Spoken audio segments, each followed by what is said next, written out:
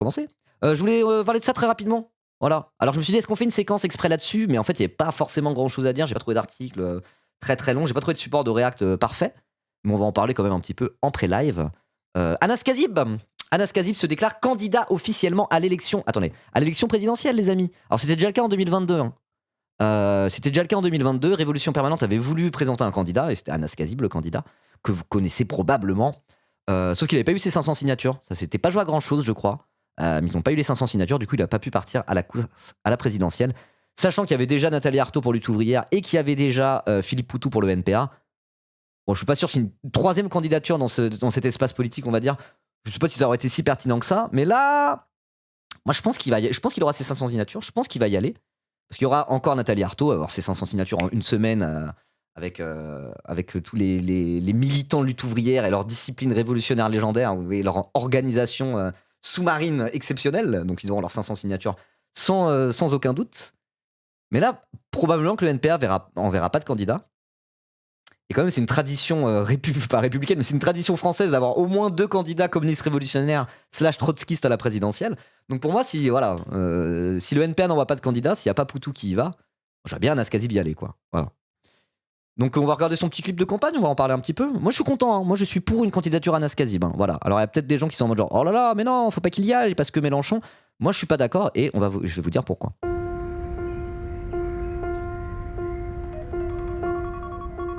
On va vite hurler de ce pays de feignant qui veut plus rien foutre parce que... Il paraît que la classe ouvrière a disparu. Elle a existé pendant des décennies, mais plus maintenant. Le son est fort, non? Supprimé, tout simplement. Les usines ont fermé, le travail a évolué. Le son est pas Les fort. salariés ne sont plus exploités. Au contraire, ils sont privilégiés et trop payés. D'ailleurs, il n'y a plus d'ouvriers. Ils ont été remplacés par des employés, par la classe moyenne, Les cheminots prennent en otage des Français qui travaillent. ou par des robots, ou par des auto-entrepreneurs, ou par... Un cheminot à la présidentielle, on est obligé de kiffer un petit peu. Même si RP vous fatigue, etc., etc. Faut voir aussi ce que ça représente, ce genre de candidature, quoi. Un travailleur, un politicien non professionnel qui se présente à une élection présidentielle. Moi, je suis obligé de au moins bien aimer. Alors après, il y a le truc de la stratégie politique par rapport à LFI, certes, mais on peut pas résumer la politique, y compris la politique électorale, uniquement à ça, quoi. De la division, moi, je pense pas que ça soit tant de la division que ça. des chômeurs. Parce que c'est un espace politique qui est pas le même, en fait. C'est pas comme le PCF et LFI, vous voyez. Le PCF, ils étaient alliés avec LFI en 2012, ils étaient alliés avec LFI en 2017, enfin avec Mélenchon, parce que c'était pas LFI en 2012. Mais bref, peu importe. Pour moi, il n'y a pas de raison politique qui justifierait qu'il y ait une candidature LFI et une candidature PCF. Ils sont dans un espace politique qui est trop proche, quoi. Qui est trop proche. Vous voyez. Et RP, c'est pas le même espace politique, c'est des communistes révolutionnaires. Vous voyez. Il paraît. Pourtant, chaque jour, des millions de personnes vont au boulot, passent leur journée sous les ordres d'un chef ou sous le contrôle d'une application, conduisent des bus et des trains, soignent des patients, s'occupent de nos enfants, bossent sur une chaîne de montage, un chantier ou dans un entrepôt. Vendent leur force de travail pour pouvoir nourrir leur famille ou payer leurs études. Rien ne tourne sans eux, rien ne tourne sans nous. Il est bien le spot en tout cas. Dans la forme, c'est carré de fou. Et c'est très bien, quoi. C'est vraiment en mode. Ça rappelle un peu les bases, quoi. On vit dans le capitalisme, c'est les travailleurs qui font tourner la société et on est exploité, quoi. Il est très bien le spot. Pourtant, on n'arrive plus à vivre de notre travail. On a l'impression d'être condamné à l'inflation et au chômage. Merci Slordi, À un merci monde de beaucoup. crise et de guerre, à subir le sexisme, le racisme, les problèmes de papier, et d'être privé de parole par les patrons et les politiciens. Mais on lutte aussi, et on est capable de se faire entendre. Avec un gilet rouge, un gilet jaune ou un gilet noir. Dans des grèves ou des manifestations, des marches pour la Palestine ou contre la guerre. En France, Vous remarquerez qu'il n'a pas dit dans des élections. Il n'a pas dit on peut se faire entendre en se présentant à des élections. Là, ça parle du mouvement social. et dans le monde entier. Je comprends pas en quoi RP est si différent de LFI. Bah là, c'est un peu ce que je disais. Eux, ils sont en mode le changement viendra du mouvement social. Eux, ils veulent se servir de la présidentielle comme d'un moyen d'avoir une tribune et d'exprimer leurs idées révolutionnaires. Mais l'objectif, c'est pas de conquérir le pouvoir par les urnes. Ça l'a jamais été, ça le sera jamais. Parce que c'est un parti révolutionnaire. LFI, c'est la stratégie de conquête par les urnes. C'est pas la même chose, c'est pas du tout la même stratégie.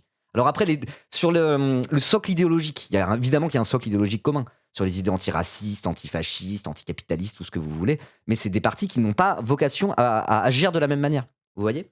Et donc LFI qui se présente à la présidentielle, ils y vont pour gagner, ou en tout cas pour avoir des élus, ils y vont pour faire un bon score, etc. etc. Je dis pas que RPI y va pour perdre, RPI y va pour faire le score maximum, mais RPI, comme Lutte ouvrière, comme n'importe quel parti de gauche de communistes révolutionnaires, ils utilisent la présidentielle et les élections de manière générale comme avant tout une manière d'avoir une tribune. Historiquement, les révolutionnaires, les communistes quoi, ils utilisent la présidentielle pour 2 raisons. À la fois, c'est un peu la théorie communiste de base, quoi. À la fois pour avoir cette tribune dont je parle, et aussi c'est une manière, selon eux, de sonder le niveau de conscience de classe des gens, de la classe ouvrière hein, principalement, quoi. C'est s'ils font un bon score dans des élections, ça veut dire que les ouvriers, ils ont une conscience de classe, quoi. Tandis que s'ils se présentent qu'ils font 1%, ça veut dire qu'on n'y est pas encore et qu'il y a un problème de conscience de classe dans la classe ouvrière. Là, je parle de ça, c'est ce qui se disait il y a un siècle. Hein. Voilà. Et là, je trouve que l'aspect sonder le niveau de conscience de classe de la classe ouvrière, c'est de moins en moins efficace. Parce que maintenant, il y a quand même des mécaniques de vote utile, etc. etc. Et depuis 2002, en France, c'est moins le cas. En 2002, les trotskistes, les communistes révolutionnaires, non, c'était les trotskistes parce que c'était encore la LCR. Donc LCR, l'ancêtre du NPA, Olivier Besancenot, et Lutte ouvrière, qui était déjà Lutte ouvrière, qui n'a pas beaucoup changé, hein, avec Arlette Laguillier. À eux deux, ils ont fait 10% aux élections. 10% aux élections. Ça, c'était une manière de sonder le niveau de conscience de classe de la classe ouvrière, vous voyez. Sans se dire, attendez, il y a un votant sur 10 qui a voté pour des communistes révolutionnaires. Oh. Mais après 2002 et le grand traumatisme de Jean-Marie Le Pen au second tour, t'as toute cette mécanique de vote utile qui s'est mise en place. Et pour moi, maintenant, ça marche pas de sonder, entre guillemets, sonder le niveau de conscience de classe de la classe ouvrière. Parce qu'il y a plein de gens qui pourraient être tentés par un vote lutte ouvrière, NPA, Révolution permanente, mais qui se disent, bah non, je vais voter Mélenchon parce que l'heure est grave et je préfère avoir Mélenchon au pouvoir que le fascisme. Et qui estiment que avoir une gauche institutionnelle forte et un Mélenchon au pouvoir, même si c'est pas la révolution, c'est quand même bien. C'est quand même beaucoup mieux que d'avoir les fascistes et que du coup c'est même antifasciste que de le faire, quoi. Vous voyez ? Donc ce truc de sonder le niveau de conscience de classe de la classe ouvrière, pour moi ça marche plus trop de nos jours. Je sais pas si ça marchait un jour, mais en tout cas je trouve que ça marche pas trop. Mais avoir une tribune, effectivement, ça fonctionne. Ça fonctionne de fou. Après 2002, les trottes, ils ont rien fait de ces 10%. La LCR s'est liquidée dans les NPA de merde, là, catastrophiques des eaux. C'était pas de la merde, le NPA. Le NPA, ils ont un peu tenté de faire ce que LFI arrive un peu à faire en ce moment, quoi. Agréger plusieurs sensibilités pour faire un truc un peu en mode de la vraie gauche avec toutes ses valeurs antiracistes, anticapitalistes, anti-machin, anti-bidule, quoi. Voilà. C'est juste que ça a pas pris autant que faire se peut. Et parce qu'aussi, il y a Jean-Luc Mélenchon qui a débarqué pas si longtemps après la création du NPA, quoi. Le NPA, mais je parle pas du NPA là. Après 2002, c'était pas le NPA. Déjà, il y a eu le passage de LCR au NPA tout court. Voilà. Et le NPA tout court, ça a donné le NPA, comme ça a donné Révolution permanente, qui à la base c'était une tendance au sein du NPA. Depuis 2017, nous avons Attends, quoi ? J'ai couché avec un militant Hello ? Son relou a parlé de Marx pour tout et rien. Moi, c'est la première partie de ton commentaire qui m'étonne. J'ai couché avec un militant de lutte ouvrière. Les militants de lutte ouvrière, ils ont le droit de coucher avec des gens ? Je pensais que c'était interdit. Oh, blague un peu facile. La première opposition à Macron. Parce que ceux qui sont en première ligne, c'est nous. Ceux qui ont intérêt à tout changer, c'est nous. Ceux qui ont la force de le faire, c'est nous. Parce que la classe ouvrière, elle est partout. Sauf dans l'élection présidentielle. Bah basé, hein. Moi j'approuve cette candidature. Voilà. Moi j'approuve cette candidature. Je suis content. J'espère qu'il va avoir ses 500 signatures. J'espère qu'il va y aller. Et là, pour ceux qui se disent, mais attends, et s'il fait perdre Jean-Luc Mélenchon et que Jean-Luc Mélenchon n'arrivera pas au second tour ? Moi, je ne m'inquiète pas du tout de ça. Pour plusieurs raisons.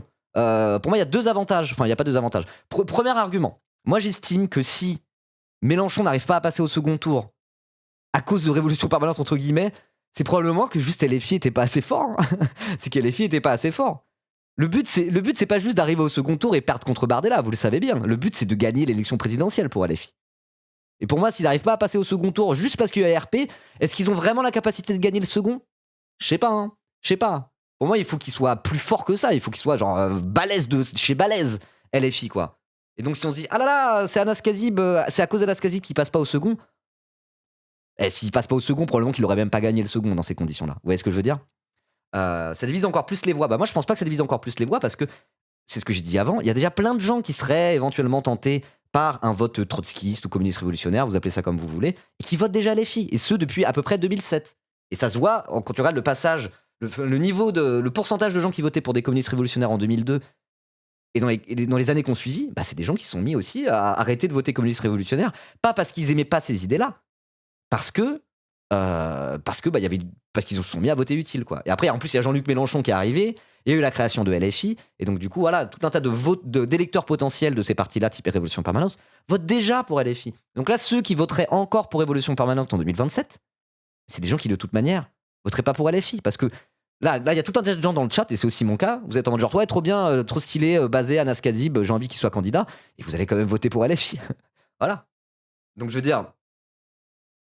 LFI, ils ont déjà leur électorat. Pour moi, c'est justement ceux qui voteraient pour Anas Kazib, et c'est exactement pareil pour Nathalie Arthaud. Ceux qui votent pour Nathalie Arthaud, ceux qui votent pour Anas Kazib, c'est de toute façon des gens qui probablement n'auraient pas voté pour Jean-Luc Mélenchon parce qu'ils considèrent que tout ça, c'est de la politique bourgeoise, c'est de la politique électoraliste et que le changement ne viendra pas des urnes, mais viendra du mouvement social et de la révolution. Ces gens-là, ils vont pas voter pour Mélenchon de toute manière. Ils vont voter pour Anas Kazib. Et ceux qui se disent, bah, je vais quand même voter utile même si c'est pas parfait, bah, ils votent déjà pour LFI. Ils votent déjà pour Jean-Luc Mélenchon. Donc moi, je pense pas que ça soit un obstacle hein, dans le truc de division de voix, etc., etc. Je pense vraiment pas. Et autre argument, il y a deux arguments. Il y a le truc de la fenêtre d'Overton, entre guillemets. Moi, il me saoule un peu ce terme de fenêtre d'Overton, mais c'est pas grave. Effectivement, il y a ce truc où ça fait un discours encore plus à gauche que LFI, un discours révolutionnaire, etc., etc. Ce qui fait que ça va insuffler des idées et un discours dans la campagne présidentielle. Et ça, c'est une bonne chose. C'est une bonne chose. C'est une bonne chose, mais même pas quand on réfléchit à court terme en termes de quel sera le résultat en 2027, mais sur le long terme, avoir des partis comme ça qui se présentent à toutes les élections, c'est vraiment une bonne chose pour faire vivre une gauche solide dans ce pays et pour faire vivre le mouvement social aussi, quoi. Vous voyez ? Si on a une gauche et un mouvement social en France qui tire pas trop la gueule par rapport à tout un tas de pays européens, c'est aussi parce que il y a toute cette galaxie, on va dire, de partis communistes révolutionnaires. Alors pour les plus gros, il y en a qui se présentent au présidentiel, d'autres non, qui existe et qui fait vivre le mouvement social français, qui fait vivre la gauche française, enfin on va dire l'extrême gauche française, et qui sert aussi de formation à énormément de militants, à énormément de gens, quoi. Moi, il n'y aurait pas eu Lutte ouvrière, il n'y aurait pas eu des communistes révolutionnaires, je ne serais pas là à vous parler aujourd'hui. Vraiment, je ne serais pas là à faire des lives aujourd'hui. Parce qu'à un moment donné, j'ai rencontré un militant de LO, je me suis formé, etc., etc. Et ça a fait le militant que je suis aujourd'hui, enfin le militant. Ça m'a fait politiquement ce que je suis aujourd'hui, quoi. Donc c'est super utile d'avoir ces formations-là. Et autre argument, ça normalise LFI dans le cadre de la présidentielle. Les procès en extrême gauche, les procès en regardez, ce sont des dangereux révolutionnaires, le couteau entre les dents, qui vont faire n'importe quoi. Bah si à côté de ça, t'as Anas Kazib et Lutte ouvrière, Jean-Luc Mélenchon, à côté, il paraît pas si radical que ça, entre guillemets. Et ça participe et cette normalisation, ça participe à, on va dire, remettre Jean-Luc Mélenchon et la France insoumise dans l'arc républicain, finalement. On se dirait, bah eux, c'est l'extrême gauche, eux, c'est des révolutionnaires. En comparaison, Mélenchon, bah oui, c'est un républicain qui veut juste avoir le pouvoir, c'est la gauche normale, entre guillemets. Et si on veut espérer gagner au second tour, ça sera avec le barrage républicain face à Bardella ou ça sera pas du tout. Vous voyez ? Donc pour moi, avoir des candidatures type Révolution Permanente et Lutte ouvrière, ça peut être une manière de normaliser LFI, et la faire un peu rentrer dans l'arc républicain, sans que LFI n'ait rien à changer dans leur discours, leur programme et les idées, et leurs éléments de communication. LFI n'a rien à faire, et le fait d'avoir RP et LO à leur gauche participe à leur normalisation au prix d'aucun compromis pour LFI. Donc c'est bien ça. Ça c'est super, vous voyez. On peut se dire, oui, mais pour le premier tour, ça pourrait mettre le premier tour en péril. Mais du coup, pour le second tour, ça met plutôt bien. Vous voyez ? Donc moi, pour tous ces arguments, je suis en mode, mais être là et dire, oui, mais il va faire perdre Jean-Luc Mélenchon, pour moi, je suis pas d'accord avec ça. Et si vraiment Jean-Luc Mélenchon n'arrive pas au second tour de la présidentielle, ça serait certainement pas faute de Révolution Permanente. Et si vraiment on veut jouer pour le titre et gagner la présidentielle à la fin, je veux dire, ça sera pas une épine dans le pied. Au contraire. Voilà. Si Mélenchon est pas capable d'arriver au second tour parce qu'il y a Anas Kazib, c'est probablement qu'il est pas capable de gagner une présidentielle. Et on peut voir et la contraposée de cette proposition, n'est-ce pas ? C'est que si Mélenchon veut gagner la présidentielle, probablement qu'il faut qu'il le fasse avec des Anas Kazib et des Nathalie Arthaud à sa gauche. Voilà. Pour les trucs que je viens d'expliquer, de normalisation, d'ouverture de la fenêtre d'Overton, etc. quoi. Voilà. Moi, anarchiste, j'aime aucun des partis révolutionnaires pour diverses raisons, mais c'est tellement pas eux qui vont faire perdre des voix. Bien au contraire, ça aide énormément. Faut être clair sur ce qu'on pense et le paysage politique. Bah ouais, et puis tout n'est pas que de la stratégie aussi, quoi. Tout n'est pas que de la stratégie. Parce que là, on se dit oui, pour 2027. Évidemment, on a les yeux sur 2027 et c'est une élection qui va être hyper importante. Et la stratégie, c'est hyper important. Mais je veux dire, sur le temps long, si on réfléchit le militantisme la gauche, vous appelez ça comme vous voulez, uniquement par le prisme de la stratégie, où normalement les idées s'étiolent, vous voyez. Où normalement tu sais plus pourquoi tu te bats, de toute manière, quoi. Je veux dire, il y a aussi ça, quoi. Faut pas perdre de vue que tout n'est pas que stratégie politique, tout n'est pas que calcul électoral. Il y a des choses qui sont extrêmement importantes sur le temps long. Et pour moi, cette attitude qui consiste à dire oui, il faut pas que les communistes révolutionnaires ils se présentent parce qu'ils vont faire perdre Jean-Luc Mélenchon, sur le temps long, c'est une stratégie perdante. Sur le temps long, c'est une stratégie où normalement les idées vont s'étioler et peut-être que dans 25 ans, LFI sera le nouveau PS. Vous voyez ce que je veux dire? C'est une expérience de pensée. On n'en est pas du tout là. On n'en est pas du tout là. Mais il faut aussi réfléchir à ces choses-là, quoi. Penser le truc sur le temps long. Et aussi, un dernier truc, c'est que est-ce que la France insoumise est pour que Anas Kazib les rallie spécialement? Est-ce que c'est la même ligne politique? Est-ce que c'est seulement ce que veulent LFI? Est-ce que LFI sont sur cette ligne-là? Moi, je pense pas. Hein. Je pense pas. Je pense que LFI sont en mode, mais vas-y, Anas Kazib, il n'y a pas de souci. Hein. Je pense pas qu'ils vont lui chier dans les bottes en disant non, t'aurais dû faire l'union avec nous, quoi. Voilà. Regardez, là, ils essaient d'aller draguer les écolos et le PCF, hein. Et les communistes, LFI, ils essaient pas d'aller draguer les communistes révolutionnaires. Hein. Même d'ailleurs, Poutou, il a le seum parce qu'il se fait. Au final, il y a presque un côté où ils ont sucé à perte. J'ai pas envie de dire ça comme ça. J'aime beaucoup Poutou et tout, mais il est là un peu en mode bah, au final, ils nous donnent plus l'heure. LFI, on leur donne de la force, ils s'en battent les couilles de nous. Parce que d'un point de vue stratégique, justement, LFI, ils ont vraiment intérêt à avoir la gauche révolutionnaire qui les rejoint dans un truc comme la présidentielle où ils doivent justement plutôt aller ratisser large pour un second tour et faire un barrage républicain. Pas forcément. Pas forcément, quoi. Voilà. Voilà mon avis sur la candidature Anas Kazib. Donc moi je dirais que bah let's go. J'espère qu'il va avoir ses 500 signatures, j'espère qu'il va y aller. Qu'il va faire une belle campagne. Bien combative là. Bien combative. Ça serait très cool.